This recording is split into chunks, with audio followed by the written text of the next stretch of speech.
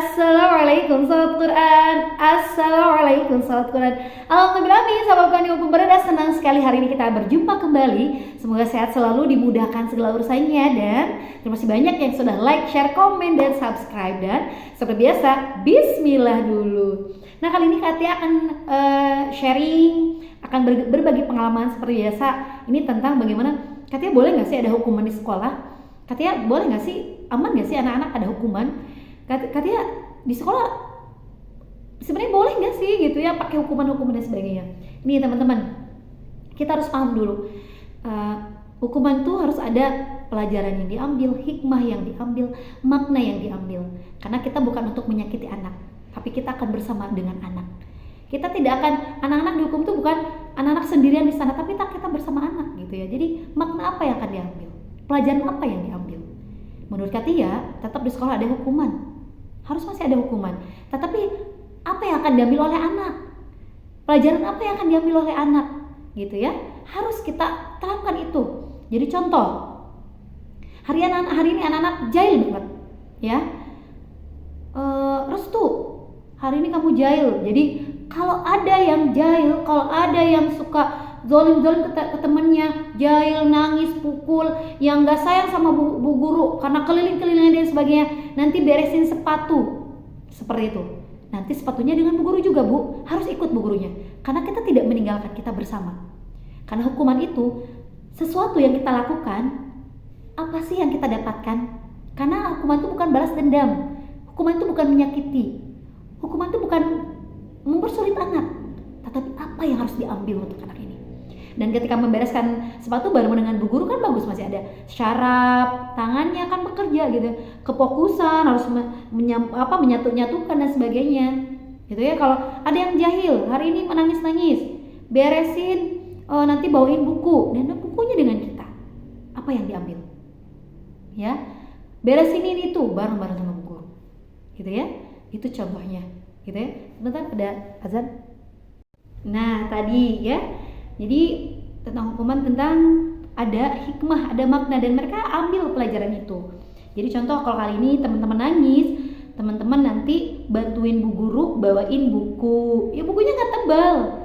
Kalau kata teman-teman hari ini jahilin teman, nanti teman-teman sapu-sapu dengan bu guru. Dan tetap hikmahnya itu, hukumannya itu tetap kita ada andil di sana. Bukan kita ingin melukai anak atau benci ke anak, enggak. Di sana ada kita tetap bertanggung jawab, kita tetap sayang. Di sana ada tetap mereka itu kita rangkul, kita dekati dengan kayak tadi beresin sepatu gitu ya. Tandanya kan anak-anak sedang belajar untuk membersihkan, merapihkan, kemudian fokus karena sendalnya harus dipasangkan kan. Nah itu jadi tetap belajar sarap jari dan sebagainya gitu. Kemudian nanti harus mempersiapkan buku, merapihkan pensil dan sebagainya. Itu hukuman bagi anak-anak yang masih di bawah 5 tahun gitu. Dan itu juga bisa untuk anak-anak, sebenarnya untuk anak-anak SD, anak yang memang harus ada makna, meskipun hukuman harus ada makna ya. Karena hukuman itu bukan kita ingin menyakiti atau melukai, bukan. Hukuman itu adalah mereka harus mempunyai pelajaran. Kita punya kesalahan, kemudian dihukum. Kesalahan ini menjadi proses perbaikan. Bukan kita punya kesalahan, dihukum malah menjauh dari yang ini. Bukan, itu bukan hukuman, itu balas dendam ya. Seorang guru harus lebih bijaksana. Apakah hikmah yang akan didapatkan, apakah makna yang akan disampaikan kepada anak-anak, dan apakah anak-anak bisa mendapat pelajaran atas apa yang telah dilakukan. Jadi menurut Katia, hukuman masih bisa, masih perlu, karena mereka harus tahu apa yang tidak baik buat mereka, apa yang tidak harus buat mereka, dan apa yang nggak cocok gitu. Itu bukan buat anak muslim gitu, itu bukan untuk manusia gitu ya. Contoh bilang monyet gitu, hewan, ya itu buat teman-temannya gitu ya. Cocok buat manusia, cocok buat kita dan sebagainya.